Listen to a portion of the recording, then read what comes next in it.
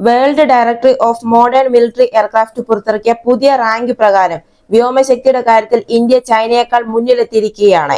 ഇതിന് ശരിക്കും ഇന്ത്യ നന്ദി പറയേണ്ടത് പാകിസ്ഥാനോടാണ്. കാരണം വിമാനങ്ങളുടെ എണ്ണം, സാങ്കേതിക വിദ്യ, പ്രവർത്തന സന്നദ്ധത, പോരാട്ട പ്രകടനം, പൈലറ്റ് പരിശീലനം, സേനയുടെ മൊത്തത്തിലുള്ള സന്തുലിതാവസ്ഥ എന്നിവയുടെ സങ്കീർണമായ സംയോജനമായ ഒരു ട്രൂവൽ റേറ്റിംഗ് അനുസരിച്ചാണ് ഈ WDMMA വ്യോമസേനയെ റാങ്ക് ചെയ്യുന്നത്. യുദ്ധവിമാനങ്ങൾ, പരിശീലകർ, ആക്രമണ ഹെലികോപ്റ്ററുകൾ, ടാങ്കറുകൾ, അവാക്സ്, ട്രാൻസ്പോർട്ടറുകൾ, ഫൈറ്റർ ബോംബറുകൾ, പ്രത്യേക ഉദ്ദേശ വിമാനങ്ങൾ, ഇവയുടെ എല്ലാം ഒരു സൂക്ഷ്മമായ സന്തുലിതാവസ്ഥയാണ് ഈ റാങ്കിൽ ഉൾപ്പെടുന്നത്. ഇങ്ങനെ WDMMA 2025 റാങ്കിംഗ് അനുസരിച്ച് യുണൈറ്റഡ് സ്റ്റേറ്റ്സ് എയർഫോഴ്സ് ആണ് 1ാം സ്ഥാനത്ത് നിൽക്കുന്നത്. റഷ്യയാണ് 2ാം സ്ഥാനത്ത്. ലോകത്തിലെ വിവിധ വ്യോമസേനകളുടെ മൊത്തം പോരാട്ട ശക്തിയുമായി ബന്ധപ്പെട്ട മൂല്യങ്ങൾ കണക്കിലെടുക്കുന്ന ഒരു ഫോർമുലയാണ് WDMMA വാർഷിക റാങ്കിങ്ങിൽ ഉപയോഗിക്കുന്നത്. ഈ ഫോർമുല ട്രൂവൽ റേറ്റിംഗ് ഉൽപ്പാദിപ്പിക്കുന്നു. ഇത് മൊത്തത്തിലുള്ള ശക്തിയെ മാത്രമല്ല, ആധുനികവൽക്കരണം, ലോജിസ്റ്റിക്കൽ പിന്തുണ, ആക്രമണം, പ്രതിരോധ ശേഷികൾ മുതലായവയെ അടിസ്ഥാനമാക്കി ഓരോ ശക്തിയെയും കൃത്യമായി വേർതിരിക്കാൻ സഹായിക്കുന്നു. അതായത് ഈ രീതിയിൽ ഒരു ശക്തി അതിന്റെ ആകെ വിമാനങ്ങളുടെ എണ്ണം മാത്രമായിട്ടല്ല, മറിച്ച് അതിന്റെ ഗുണനിലവാരം, പൊതുവായ ഇൻവെന്ററി മിശ്രിതവും അടിസ്ഥാനമാക്കിയാണ് വിലയിരുത്തുന്നത്. പ്രത്യേക ദൗത്യം, സമർപ്പിത ബോംബർ സേന, CAS, പരിശീലനം, ഓൺ ഓർഡർ യൂണിറ്റുകൾ എന്നിങ്ങനെ ചില ശക്തികൾ പൊതുവെ അവഗണിക്കുന്ന വിഭാഗങ്ങൾക്ക് കൂടുതൽ പ്രാധാന്യവും നൽകുന്നു. ഇങ്ങനെ ഇവരുടെ ഈ പട്ടിക പ്രകാരം അമേരിക്കയ്ക്ക് 242.9 TBR ആണ് ഉള്ളത്. അതേപോലെ തന്നെ റഷ്യക്ക് 142.4 TBR ആണ് ഉള്ളത്. അടുത്തതായി നമ്മുടെ 3ാം സ്ഥാനത്ത് നിൽക്കുന്നത് ഇന്ത്യയാണ്. 69.4 എന്ന TBR ആണ് ഇന്ത്യ നേടിയിരിക്കുന്നത്. അതേസമയം ചൈനയുടേതാവട്ടെ 63.8 എന്ന TBR ആണ്. ജപ്പാൻ 5ാം സ്ഥാനത്തും ഇസ്രായേൽ, ഫ്രാൻസ്, UK, ദക്ഷിണ കൊറിയ, ഇറ്റലി എന്നീ രാജ്യങ്ങൾ അതിനുശേഷവും തുടരുന്നു. ഇതിന് ശരിക്കും ഇന്ത്യ നന്ദി അറിയിച്ചിരിക്കേണ്ടത് പാകിസ്ഥാനോടാണ്.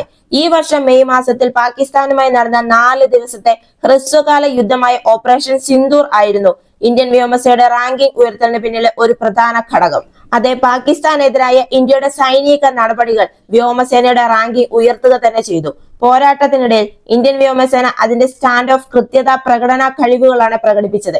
9 ഭീകര ക്യാമ്പുകൾ, 11 പാകിസ്ഥാൻ വ്യോമ താവളങ്ങൾ, ഗ്രൗണ്ട് റഡാറുകൾ എന്നിവ കൃത്യതയോടെ തകർക്കാനാണ് ഇന്ത്യൻ വ്യോമസേനയ്ക്ക് കഴിഞ്ഞു. പാകിസ്ഥാന് ചൈന നൽകിയിരുന്ന വ്യോമ പ്രതിരോധ സംവിധാനങ്ങളും അത്യാധുനിക ഇലക്ട്രോണിക് യുദ്ധ നടപടികൾക്കോ ഒന്നും ഇന്ത്യൻ വ്യോമാക്രമണങ്ങളെ തടയാൻ കഴിഞ്ഞില്ല.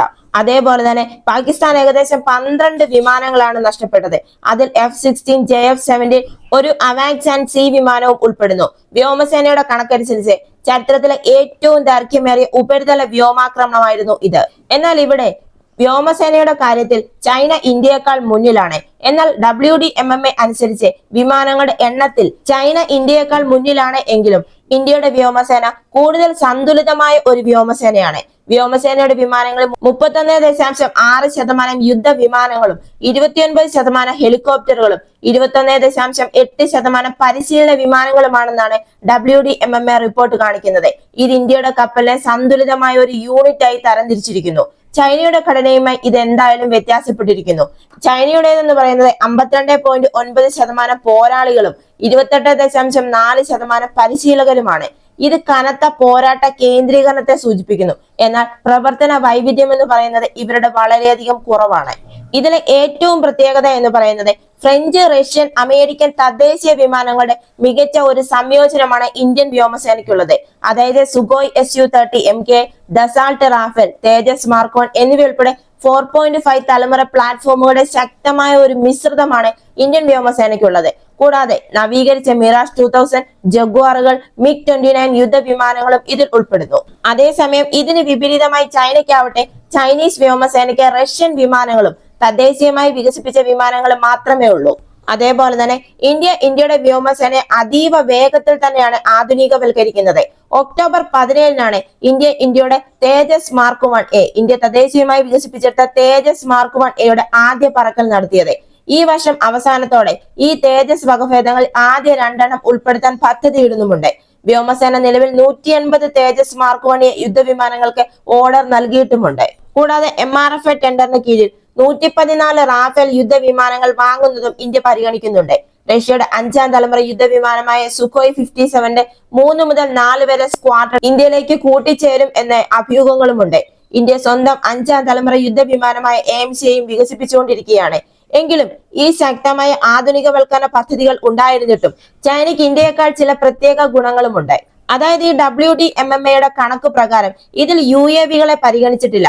രാജ്യങ്ങൾക്കും സ്രോതസ്സുകൾക്കും ഇടയിലുള്ള UAV റിപ്പോർട്ടിംഗുമായി ബന്ധപ്പെട്ട പൊരുത്തക്കേടുകൾ കാരണമാണ് ആളില്ലാ വാഹനങ്ങളെ WDMMA ഇതിൽ ട്രാക്ക് ചെയ്യുന്നില്ല. ഇപ്പോൾ നടന്നുകൊണ്ടിരിക്കുന്ന റഷ്യ ഉക്രൈൻ യുദ്ധം പോലെ ഒരു തെളിയിക്കപ്പെട്ട യുദ്ധത്തിൽ ഇന്നത്തെ യുദ്ധ സിദ്ധാന്തങ്ങളിൽ UAVകൾ വളരെ പ്രധാനപ്പെട്ട ഒരു ശക്തി തന്നെയാണ്. കണക്കിലെടുക്കുമ്പോൾ ഇതൊരു നിർണായകമായ ശക്തി തന്നെയാണ്. ഇങ്ങനെ ഈ UAVയുടെ സാങ്കേതിക വിദ്യയിൽ ചൈന ഗണ്യമായ ഒരു പുരോഗതി തന്നെ കൈവരിച്ചിട്ടുണ്ട്. അമേരിക്ക, തുർക്കി എന്നിവർക്കൊപ്പം ചൈനയും ലോകത്തിലെ ഏറ്റവും വലിയ 3 യുദ്ധ ഡ്രോണുകൾ കയറ്റുമതി ചെയ്യുന്ന രാജ്യങ്ങളിൽ ഒന്നാണ്. അതേപോലെ GJ-11 ഷാർപ്പ് സ്വോർഡ് പോലുള്ള സ്റ്റെൽത്ത് കോമ്പാറ്റ് ഡ്രോണുകളും ചൈന വികസിപ്പിച്ചെടുത്തിട്ടുണ്ട്. മാൻ അൺമാൻഡ് ടീമിംഗ് ഫോർമാറ്റിൽ GJ-11 ഷാർപ്പ് സ്വോർഡിന്റെ അതിന്റെ സ്റ്റെൽത്ത് ഫൈറ്റർ ജെറ്റായ J-20യുമായി സംയോജിപ്പിക്കാനും ചൈന ശ്രമിക്കുന്നുണ്ട്. അതായത് ഈ UAVകളുടെ കാര്യത്തിൽ ചൈന ഇന്ത്യയെക്കാൾ വളരെയധികം മുന്നിലാണ്. ചൈനയുടെ 4.5 തലമുറ J-10C യുദ്ധവിമാനം വികസിപ്പിച്ചെടുത്തിട്ടുണ്ട്. കൂടാതെ പാകിസ്ഥാനിലേക്ക് കയറ്റുമതി ചെയ്തിട്ടുമുണ്ട്. ഈ വർഷം മെയ് മാസത്തിൽ ഇന്ത്യ പാകിസ്ഥാൻ യുദ്ധത്തിൽ ഇന്ത്യൻ വ്യോമസേനയ്ക്കെതിരെ ഈ യുദ്ധവിമാനം യുദ്ധ പരീക്ഷണം നടത്തിയിരുന്നു. ഇന്തോനേഷ്യയിൽ നിന്നും ബംഗ്ലാദേശിൽ നിന്നും ചൈനയുടെ J-10C യുദ്ധവിമാനങ്ങൾക്കായുള്ള 2 കയറ്റുമതി ഓർഡറുകൾ കൂടി ലഭിച്ചിട്ടുണ്ട്. അമേരിക്കയ്ക്ക് പുറമെ 5ാം തലമുറ യുദ്ധവിമാനങ്ങളായ J-20, J-35 എന്നിവ വികസിപ്പിച്ചെടുത്ത ലോകത്തിലെ ഏക രാജ്യവും ചൈനയാണ്. J-35Aയുടെ ഒരു കാരിയർ വകഭേദവും ചൈന വികസിപ്പിച്ചെടുത്തിട്ടുണ്ട്. അതേപോലെ തന്നെ ചൈന ഇതിനകം തന്നെ 300-ലധികം സ്റ്റെൽത്ത് വിമാനങ്ങളായ J-20യിൽ കൂടുതൽ ഉൾപ്പെടുത്തിയിട്ടുമുണ്ട്. എന്നാൽ ഇന്ത്യയുടെ സ്റ്റെൽത്ത് പ്രോഗ്രാമായ AMC ഇതുവരെയും ഇന്ത്യക്ക് എത്തിയിട്ടില്ല. അതുകൊണ്ട് തന്നെ ഇത് ഇന്ത്യയുടെ ഭാഗമാകുമ്പോഴേക്കും ചൈനയ്ക്ക് 1000-ലധികം തദ്ദേശീയ സ്റ്റെൽത്ത് വിമാനങ്ങളുടെ ഒരു കൂട്ടം തന്നെ ഉണ്ടാവും. ഇതുകൂടാതെ ചൈന 2 6ാം തലമുറ യുദ്ധവിമാനങ്ങളും പരീക്ഷിച്ചു വരികയാണ്. അതേപോലെ തന്നെ തദ്ദേശീയമായി നിർമ്മിച്ച സ്റ്റെൽത്ത് ബോംബർ H-20, KJ-3000 പോലുള്ള അവാക്സ് വിമാനങ്ങളും ഇവർ വികസിപ്പിച്ചുകൊണ്ടിരിക്കുകയാണ്. അതായത് വ്യക്തമായും പ്രാദേശിക എയറോസ്പേസ് വ്യവസായത്തിൽ ചൈന ഇന്ത്യയെക്കാൾ വർഷങ്ങൾ, പതിറ്റാണ്ടുകൾ മുന്നിലാണ്. ഇതുകൂടാതെ ദീർഘദൂര PL-15, PL-17 AAMകൾ, ഗ്യാൻ അധിഷ്ഠിത AES റഡാറുകൾ, WS-10, WS-15 പോലുള്ള തദ്ദേശീയ ജെറ്റ് എഞ്ചിനുകൾ എന്നിവയുൾപ്പെടെ ചൈന സ്വന്തമായി ആയുധങ്ങളും വികസിപ്പിച്ചെടുത്തിട്ടുണ്ട്. യുദ്ധവിമാനങ്ങൾ, മിസൈലുകൾ, റഡാറുകൾ എന്നിവയ്ക്ക് നിർണായകമായ അപൂർവ ഭൂമി കാന്തങ്ങളുടെ വിതരണത്തിലും ചൈനയ്ക്ക് ഒരു പിടിയുണ്ട്. യുദ്ധ പരിചയത്തിലും പൈലറ്റ് പരിശീലനത്തിലും വ്യോമസേനയ്ക്ക് മുൻതൂക്കം ഉണ്ടായിരിക്കാം. പക്ഷേ ചൈനയുടെ പ്രതിരോധ വ്യാവസായിക ശേഷി, അപൂർവ ഭൂമി കാന്തങ്ങളുടെ വിതരണത്തിലുള്ള കുത്തക, കൂടുതൽ വിമാനങ്ങൾ, കൂടുതൽ നൂതനമായ സ്റ്റെൽത്ത് ജെറ്റ് സാങ്കേതിക വിദ്യ എന്നിവയൊക്കെ ചൈനയ്ക്ക് സ്വന്തമാണ്. ഇതൊക്കെ ഇപ്പോൾ ഇവിടെ പറയുന്നത്. അതായത് WDMMAയുടെ റാങ്കിംഗ് പ്രകാരം ഇന്ത്യ 3ാം സ്ഥാനത്താണ്. എന്നാൽ ഈ റാങ്കിങ്ങുകൾ ഒരുപക്ഷെ തെറ്റിദ്ധരിപ്പിക്കാനുള്ള സാധ്യതയുമുണ്ട്. ഇന്ത്യൻ വ്യോമസേന ചൈനയേക്കാൾ ഉയർന്ന നിലയിൽ നിൽക്കുന്നത് സന്തോഷകരമാണ്. എങ്കിലും ഇന്ത്യയും ചൈനയും അയൽക്കാർ മാത്രമല്ല, 4000 കിലോമീറ്ററിലധികം നീളമുള്ള തർക്ക അതിർത്തി പങ്കിടുന്നവരാണ്. അതുകൊണ്ട് തന്നെ ഓപ്പറേഷൻ സിന്ദൂരിൽ ഇന്ത്യൻ വ്യോമസേന J-10CE, JF-17 തണ്ടർ പോലുള്ള ചൈനീസ് വിമാനങ്ങളെയും PL-15 പോലുള്ള ചൈനീസ് മിസൈലുകളെയും മാത്രമല്ല ചൈനീസ് വ്യോമയുദ്ധ സിദ്ധാന്തത്തെയും നേരിട്ടപ്പോൾ സംഭവിച്ചതുപോലെ പാകിസ്ഥാനുമായുള്ള പടിഞ്ഞാറൻ മുന്നണി ചൈനീസ് വ്യോമശക്തിയെ നേരിടാൻ ഇന്ത്യയും തയ്യാറാകേണ്ടതാണ്. അതായത് ഏതൊരു തെറ്റായ വിലയിരുത്തലും അല്ലെങ്കിൽ അമിത ആത്മവിശ്വാസവും മാരകമായ പ്രത്യാഘാതങ്ങൾ ഉണ്ടാക്കും. ഇതുപോലെയുള്ള പ്രതിരോധ വാർത്തകൾക്ക് വേണ്ടി മറക്കാതെ തന്നെ ഈ ചാനൽ ഒന്ന് സബ്സ്ക്രൈബ് ചെയ്യുക. ഈ വീഡിയോ ഇഷ്ടമായെങ്കിൽ ഒരു ലൈക്ക് തരിക. മറ്റൊരു വീഡിയോയുമായി വീണ്ടും കാണാം.